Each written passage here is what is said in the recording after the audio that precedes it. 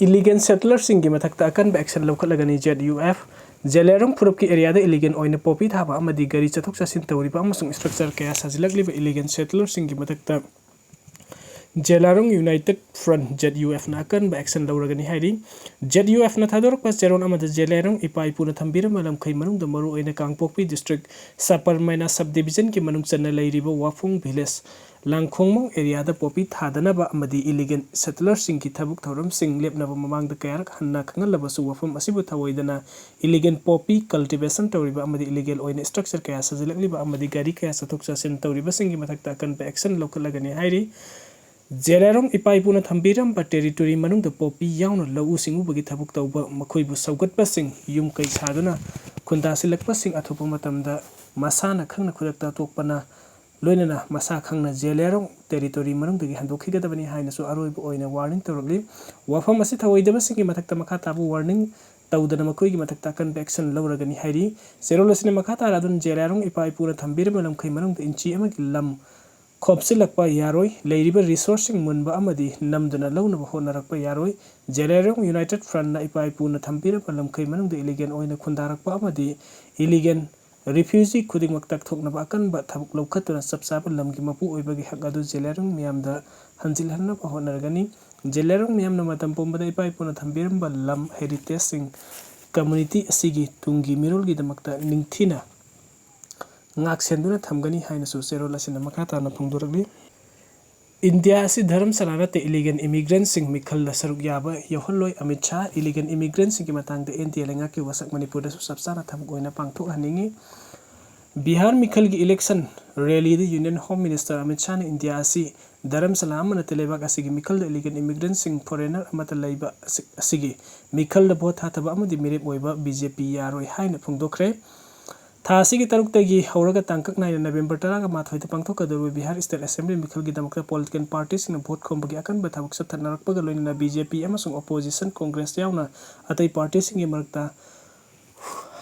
hunnabagi changsu khamtheng na wangkhalakli serak asida Bihar da hojik leibak asigi Home Minister Amitshah na leiduna mikhal kan ba campaign sa thabaga loina opposition Congress na Bihar da chathariba special intensive revision SIR ki matang da opposition na BJP da sirak maral sing Union Home Minister na kan yakidre Bihar ki bafam kaya da pangthok pa election campaign da wangang la duni Union Home Minister Amitshah na hai illegal immigrants singi issue asi line loba ya pa lebak asigi ekhoi gi security gi issue amani maram asine illegal immigrants sing foreigners sing arano mong da voter list da yauram ba thoklabadi lawthoknaba amadi illegal immigrants sing masang khangtoknaba pantam da SIR Bihar da pangthokibani Bihar da sathakiba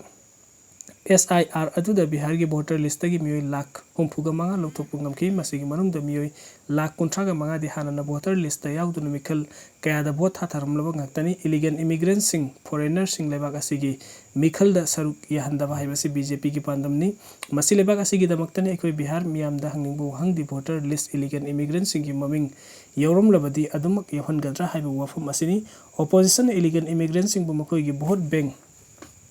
koina khallabasu ehaki firepte illegal immigrants sing maming lebak asigi voter list gi lawthokani illegal immigrants sing masak khangdoktuna makoi bu masak masagi maram da lankigani haibasini India asi dharam selana te vote hataba haibasi lebak asigi citizen khaktagi hakni haina su phungdoki Bihar gi Nalanda da pangthokpa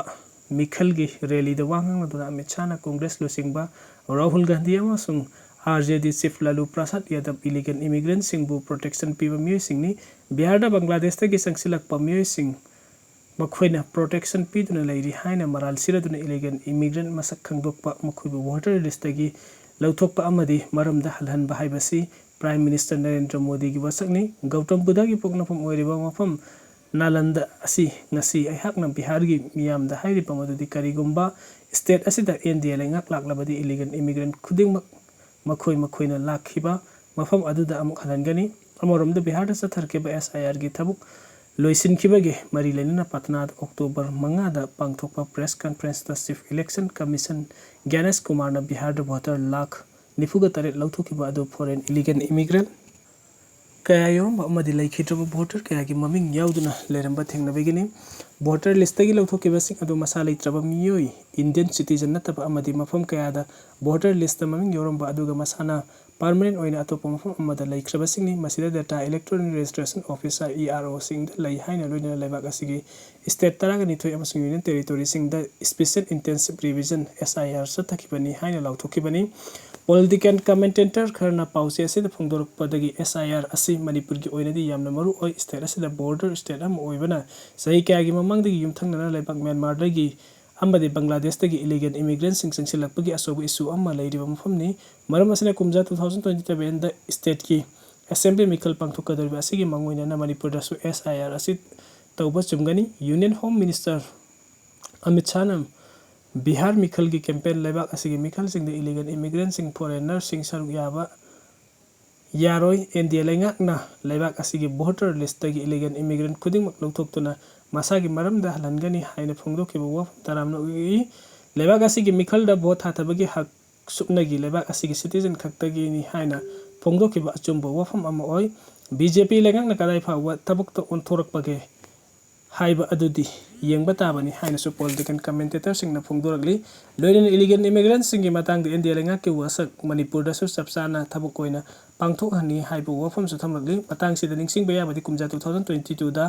pangthok ke state assembly mikal da surasanpur district psychot kendra da BJP ki ticket mikal da mai pa ke ba Pauline Lan Haukip Indian citizen natte haiba sapsa bo warul sing yauba sena humpu humdoi pan ba affidavit ama mitai ama sung thadau tribe ki activist ani sahi asigi September 13 governor da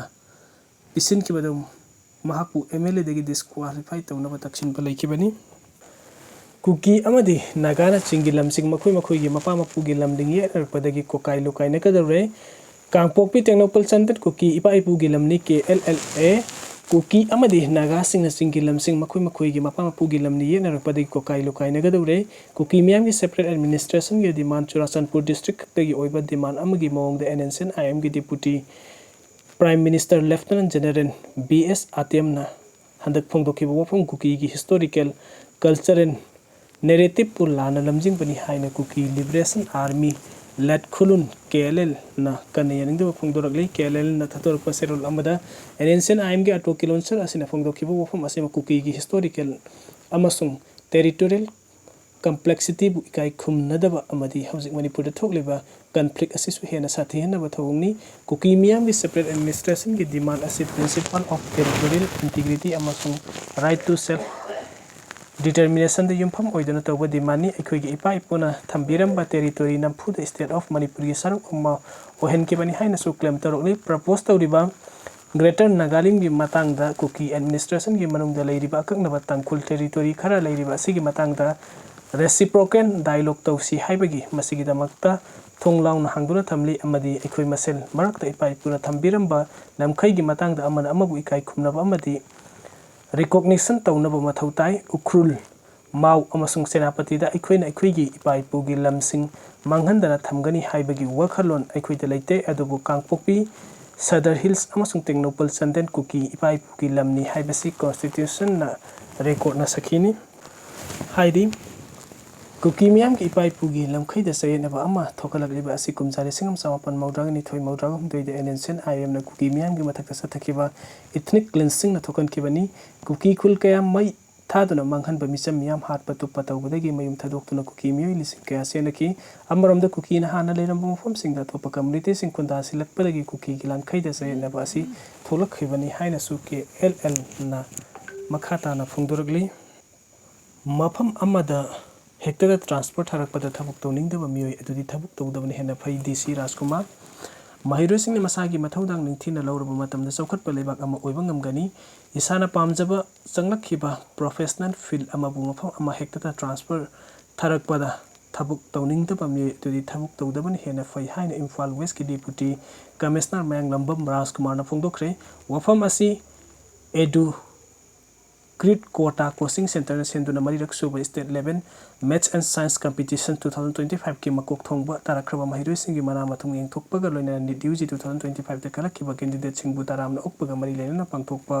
thauramda bongthokibani Palace Compound da leba Manipuri State Film Development Society MFDS ki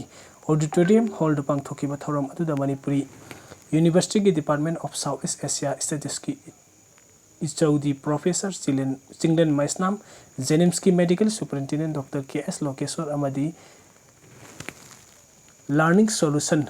Private Limited ki Managing Director Laima Pukpam Mani Mohan Maru Oiba Mithung Lensing Oina Saruk Yaki Thauram asigi chief guest ki warol piraduna DC Meng Lambam Rajkumar Hai Chawkhat Palamdam ama oinaba hotnabada mahiroi singi asoba thaudang lai mahiroi singi masagi mathong masak khangna thaudang lorpu matamda chawkhat palaibak am oiba ngamgadoribani masi khangna horopliba mahiroi singna mahiroi ama oibagi role kaidana henna